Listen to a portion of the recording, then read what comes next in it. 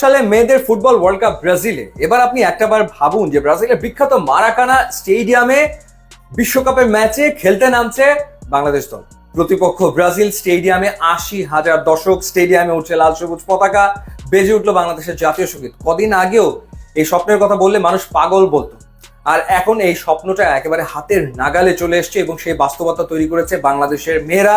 তারা আসলে অসাধ্য সাধন করেছে, প্রথমবারের মতো এশিয়ান কাপে জায়গা করে নিয়েছে এবং সামনের বছর মার্চ মাসে এশিয়ান কাপ অস্ট্রেলিয়াতে, যেখানে অংশ নেবে 12টা দল এবং এই 12টা দলের ভেতর থেকে 8টা দল খেলবে ওয়ার্ল্ড কাপে। সম্ভাবনা রয়েছে কেমন সেটা, যে 4টা দল সেমিফাইনালে খেলবে তারা তো ওয়ার্ল্ড কাপে চলে যাবে ডিরেক্ট, আর যে 4টা দল সেমিফাইনালে খেলতে পারবে না, কোয়ার্টার ফাইনালে হেরে যাবে, সেই 4টা দলের ভেতরে ম্যাচ আয়োজন করা হবে এবং সেখান থেকে আরো 2টো দল ওয়ার্ল্ড কাপে কোয়ালিফাই করবে। আর এই ম্যাচেও যেই 2টো দল হারবে সেই 2টো দল আন্তঃমহাদেশীয় প্লে অফে খেলবে এবং তাদেরও ওয়ার্ল্ড কাপে যাওয়ার সুযোগ রয়েছে।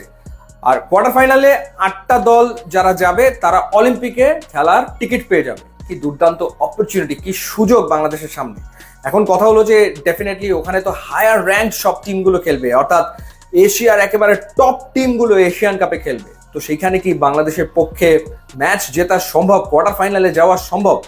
প্রথমত 3টা গ্রুপে 12টা দল, প্রত্যেকটা গ্রুপে 4টা করে দল থাকবে, প্রতি গ্রুপের 1 আর 2 চলে যাবে কোয়ার্টার ফাইনাল। এখন 3টা গ্রুপ থেকে 6টা দল কোয়ার্টার ফাইনালে যাবে, আরো 2টা দল যাবে যারা তৃতীয় স্থানে ভালো অবস্থায় থাকবে, অর্থাৎ এই থার্ড যে টিম, ব্যালেট টিম, তারা কোয়ালিফাই করবে। গোল ডিফারেন্স দেখে টেকে হিসাবটা আসলে করা হবে। তো সেই ক্ষেত্রে বাংলাদেশ যদি গ্রুপে 3য় স্থানেও থাকে তাহলেও কোয়ার্টার ফাইনালে খেলা সম্ভব।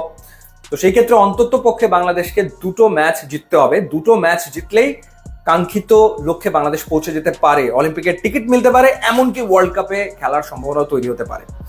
রাইট, এবার হায়ার র্যাঙ্কড টিমের এগেনস্টে বাংলাদেশ পারবে কিনা সেই আলোচনা যদি করি, 128 নম্বরে থাকা বাংলাদেশ যদি র্যাঙ্কিং এর 55 নম্বরে থাকা মিয়ানমারকে হারিয়ে এশিয়ান কাপে খেলতে পারে, তাহলে এখনো সময় হাতে আছে 7 থেকে 8 মাস।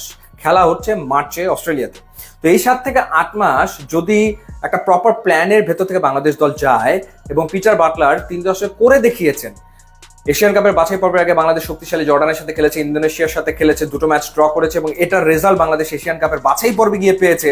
সুতরাং এখন যদি কিছু ম্যাচ আয়োজন করতে পারে বাংলাদেশ ফুটবল ফেডারেশন এবং শক্তিশালী কিছু অপোনেন্টের এগেনস্টে যদি বাংলাদেশের মেয়েরা খেলতে পারে, তাহলে তো একটা দুর্দান্ত প্রিপারেশন নিয়েই বাংলাদেশ এশিয়ান কাপে খেলবে।